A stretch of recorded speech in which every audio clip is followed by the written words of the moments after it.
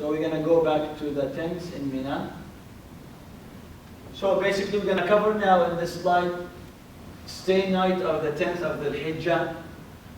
And we're going to stone, of course, the very next day, the 11th and the 10th. The 11th and the 12th will be the exact same activities, the exact same thing, no difference. And that is basically we are going to do the stoning, but we're going to do the stoning to everyone, to the three of them. Remember on the day of Eid we skipped number 1, we skipped number 2, and we only did this. Now on the 11th day we're going to do the three of them.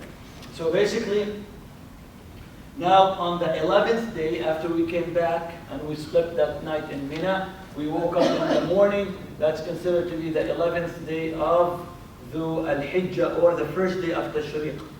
We are going to go and stone, number 1, 7, Allahu Akbar, Allahu Akbar, Allahu Akbar, 7 pebbles. Then we're going to proceed. And you will see you will see it in front of you, a lot of people. You will get here to the left and start making dua.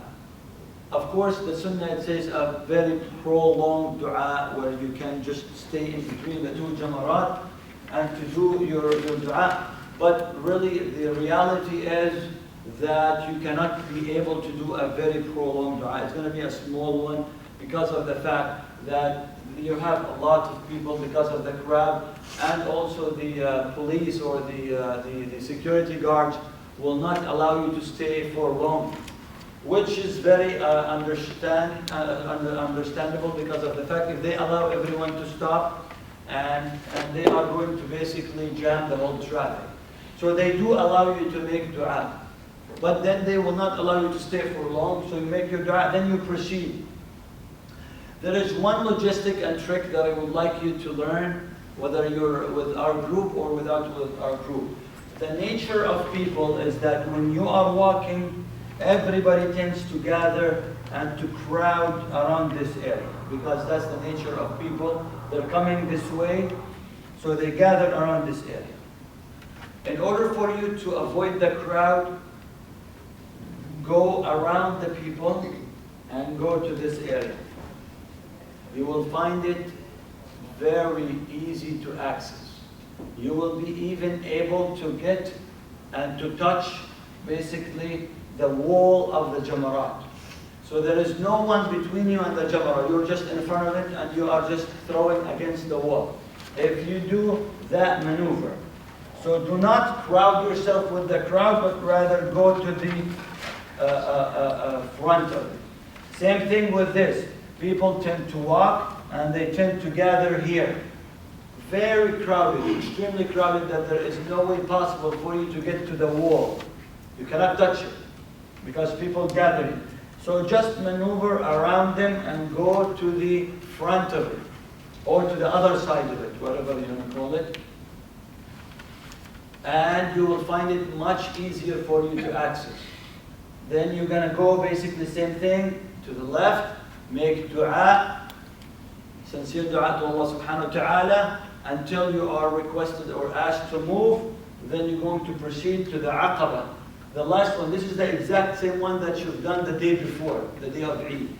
Same thing, do not crowd yourself with the crowd, but rather maneuver around it, go to the other side. You will find it very easy to access, and you can do it again the 7th, Allahu Akbar, Allahu Akbar, Allahu Akbar. Now you're done, and you can proceed. If you go straight, this is as the arrow says, you are going back. This is Mecca directions. Now it is up to you. Now you are done, and a question that I did not mention to you, so let me ask you as a question. When do we do the throwing the jamarat? When is the time, the sunnah time? Zuhr? Yes, after Dhuhr, yes. So when the time of Dhuhr comes in, it means that the sunnah time has come for you to do the throwing. So now in the morning you may rest yourself or do whatever dhikr you want to do, and then you do the jamarat after Dhuhr. So this is basically, as we said, returning back to Mina. That's a quick recap of what we mentioned. You stone the 3 jamarat with 7 small stones. Begin with the first Jamara. And then you're going to come to the second Jamara and do the same thing. Come to the third Jamara and the Aqaba. Then on the second day, you are going to repeat the same thing. So let's just stay with the 11th day. We are still on the 11th day, the day of Tashriq. So now, it's Dhuhr time. You've done your throwing.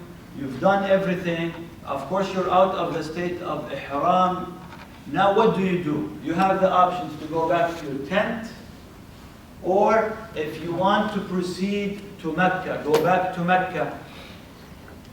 You basically spend the day in Mecca to pray the salawat in Haram, because in Haram it's multiplied by 100,000 times. So it is permissible. It is permissible for you to walk to Mecca. However, the sunnah is for you to spend the night in Mina. So if you decide to go to Mecca, you need to have your way back to Mina. So you do not go to Mecca and just stay in Mecca and neglect Mina, because the sunnah for you is to spend these days in Mina. So you have spent the morning hours in Mina, and if you want to go to Mecca, that's fine, it's permissible, it's accessible. And then you need to plan to come back to Mina to spend the night in Mina. So you would wake up in the morning of the 12th day of Dhul Hijjah, second day of Tashriq. Let me just finish this really quick. If you leave after stoning on the second day. Okay, we're going to talk about this, inshallah ta'ala, in more details. This is just talking about this day if you are planning to leave on this day. However, remaining for the third day is better, and then it is lawful to visit the Kaaba and make tawaf during each of the nights of Mina as well. What time you have to come back from? So